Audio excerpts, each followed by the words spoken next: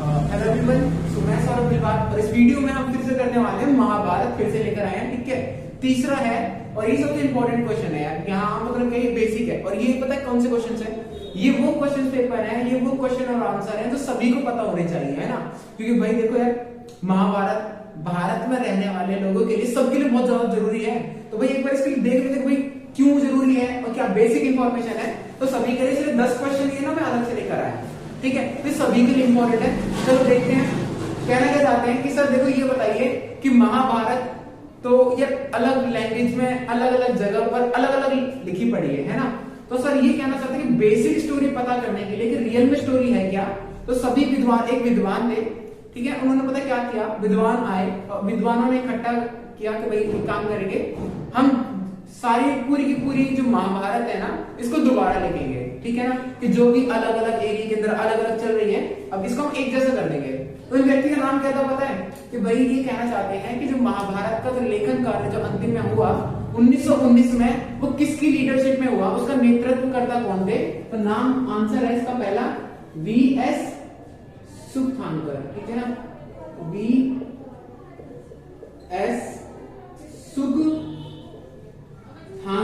ये वो व्यक्ति हैं जिन्होंने 1919 में 1919 से लेकर 1966 तक यानी 47 साल तक क्या किया कि महाभारत को दोबारा लिखा गया। ठीक है, और आज जो महाभारत पढ़ते हैं तो उसी के आधार पर पढ़ते हैं।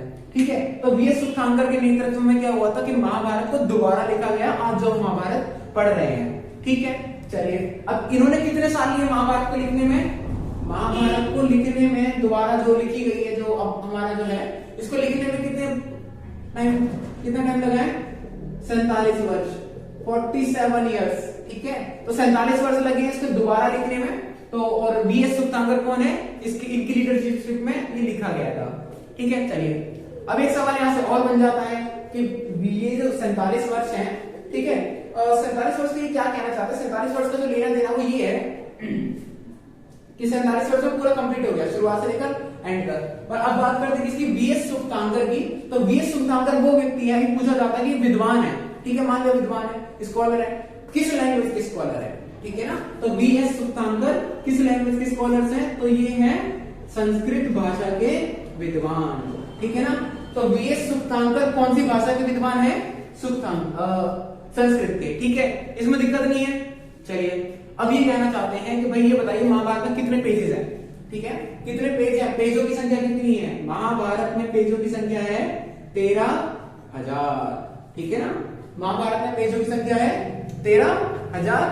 ठीक है, महाभारत में पेजों की संख्या कितनी है? 13,000। चलिए अगर हम बात करते हैं और श्लोकों की संख्या कितनी है, अगला 5वां क्वेश्चन, महाभारत में श्लोक कितने हैं? तो 1 लाख श्लोक हैं। ठीक है ना, महाभारत में कितने श्लोक हैं? 1 लाख। क्या देखना कि मैथ्स में थोड़ी बहुत गड़बड़ हो भी सकती है। ठीक है, कि आर्ट्स हमने इसलिए लिया ना, मैथ्स नहीं आती थी, हमें कुछ करियर देखकर आर्ट्स नहीं लिया। ठीक है, तो मैथ्स नहीं आती, सिर्फ इसलिए आर्ट्स लिए, तो ये मैथ्स में गड़बड़ हो सकती है। बाकी हम काउंट करके देख लेना, कुछ गलत हो तो कमेंट बॉक्स यार आपके लिए है। ठीक है, चलो छठा, पुरुनारू क्या है? देखो वो चीजें तो मैंने नहीं करवाई ऑनलाइन क्लास में। पुरुनारू क्या है? पुरुनारू एक तमिल संगम ग्रंथ है। ठीक है ना, तमिल संगम ग्रंथ का ही भाग है। क्या है? पुरुनारू। ठीक है ना, पुरुनारू के इसकी भाषा कौन सी होगी? अब सिंपल सी बात है, तमिल भाषा है। ठीक है ना, पुरुनारू ग्रंथ किस भाषा में लिखा गया है? तो भाई पुरुनारू। ठीक है ना, पुरुनारू कौन सी भाषा में है? तमिलनाडु में। ठीक है ना, तमिलनाडु पुरुनारू लगभग में मिल भी रहा है। ठीक है, चलिए अब ये कहना चाहते हैं कि सर ये बताइए महाभारत में हस्तिनापुर की जो खोज हुई है, ठीक है, हस्तिनापुर कहां मिला है? तो सर ये कहां मिला है हस्तिनापुर? हस्तिनापुर मिला है हमको मेरठ। ठीक है ना, हस्तिनापुर कहां मिला है? मेरठ के अंदर। ये इंपॉर्टेंट क्वेश्चन है, ठीक है, ध्यान रखिएगा।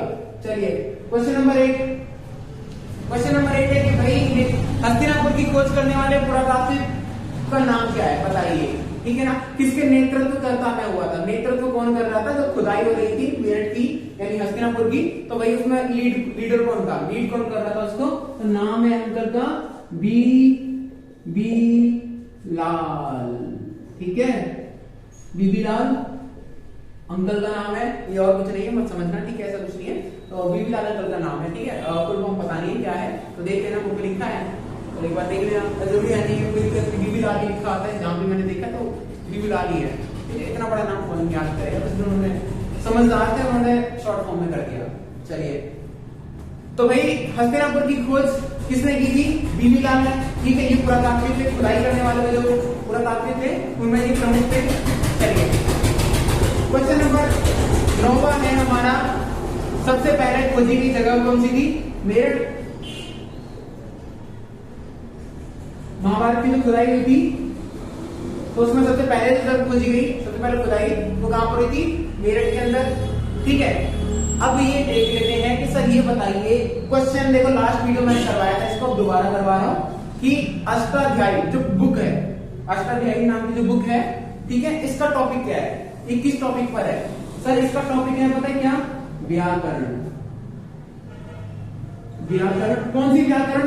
संस्कृत व्याकरण, ठीक है ना, इंग्लिश व्याकरण नहीं है, इंग्लिश ग्रामर नहीं है, संस्कृत ग्रामर है, ठीक है, ये ध्यान रखिएगा। और ये जो पुस्तक है अष्टाध्यायी, किसका टॉपिक, इसका किसका क्या है, इसके अंदर क्या लिखा हुआ है? इसका संस्कृत व्याकरण के बारे में लिखा गया है। तो देखना सर ये हमारे हो गए कितने क्वेश्चन? 15 15 30 30 और 10 40 ये इंपॉर्टेंट क्वेश्चन है। होपफुली इसके अंदर एमसीक्यू अगर कुछ भी फंस जाते हैं 12th क्लास तो अच्छी बात है, नहीं फंसेंगे तो सीयूटी जिंदाबाद, वरना उसके बाद भी अपना हिस्ट्री पढ़ने वाले को बहुत कुछ है इसमें, ठीक है। तो ये सारे क्वेश्चन याद कर लीजिएगा, ठीक है। तो होपफुली वीडियो तो अच्छी लगी होगी, समझ में भी आई होगी। अगर वीडियो समझ में आई तो please like the video, subscribe the channel and thank you for watching the video.